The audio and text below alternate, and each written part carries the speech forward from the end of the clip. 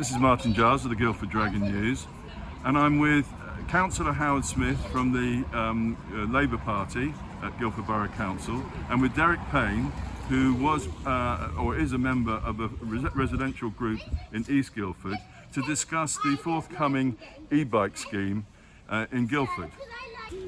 Derek, if we can start with you. Sure. I know you've researched a bit about the scheme. Can you just outline the costs of the scheme and when it's likely to be implemented? Feedback from Surrey County Council implies that the set-up costs are £1.05 million coming from Surrey County Council and £250,000 coming from Guildford Borough Council, total of £1.3 million. At the moment, the website is saying that the initiation will be summer 2024, but to be continued, and I'm still waiting for a date. Okay, so the project has slipped back a couple of times, I believe. It looks like that to me, yes. Okay, but it is still intended that it will proceed, as far as you know. We've not been told otherwise, and recent emails don't go against that. And how do you think those costs are reasonable for the council to bear? To me. We're looking at a step change, really, aren't we? This could be the beginning of something really big. So the outlay for Guildford Borough Council is pretty small, and I would imagine good value for money, given that we're, in a climate crisis. It will be excellent to get more people cycling and using e-bikes. They're so easy to use, as we found with our family. Obviously it's an issue for air quality as well as people's health and being more active. So I think it's a good investment. So you are a converted e-bike user, but what do you say to those people that say, actually, we don't want to encourage cycling in Guildford? It's a bit of a nuisance for us. I disagree. I think the problem that we have is that we have too much traffic in Guildford.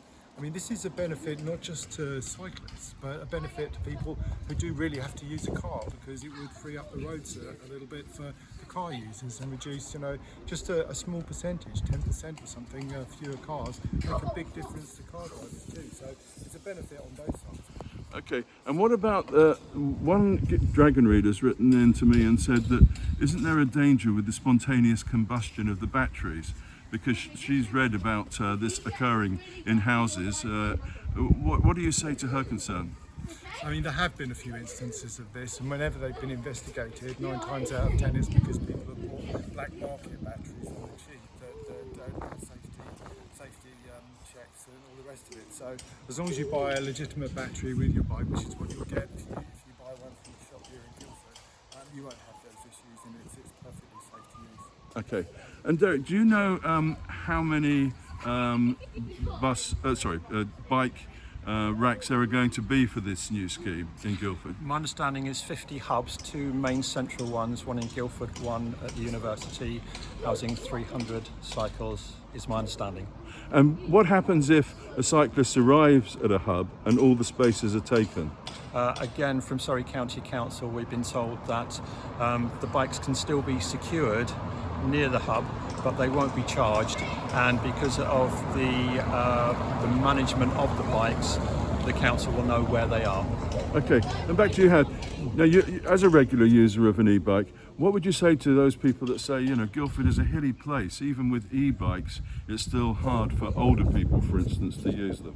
Well, we bought our e-bike, we've got a cargo bike for the kids. We bought our e-bike 4 years ago, principally to get the kids on to school on the school run. Now, our school is at Pewley and Holy Trinity, and that's on one of the highest hills in Guildford, and impossible for me to do on an ordinary bike, but pretty easy on an e-bike. So the thing about e-bikes is that they take all the effort out of cycling, as you probably know yourself, Martin. Yes, I'm an e-bike user. Yeah, so they take all the effort out of cycling and make it so easy to get around, especially for short journeys, and they take away the pain of the hills in Guildford, which on an ordinary bike can be a bit of an issue. Okay, now here I'm just going to show the current position of the bike rack here on the High Street, and I believe it's going to be around here that there's going to be an e-bike hub. Isn't that going to encourage cycling on the High Street here, and which is restricted, isn't it? I'm happy to answer that. I have been with police officers on a police stand outside the church, and they have asked cyclists to dismount. So I think the best feedback will be from the police with regards to this, but the impression I get is that cycling is not allowed on the high street, at least at certain times, like when the barrier is closed at the bottom of the high street. Okay, and Derek, you have made comments, critical comments about the proposed scheme in London Road in Burford, but you are in favour of this scheme.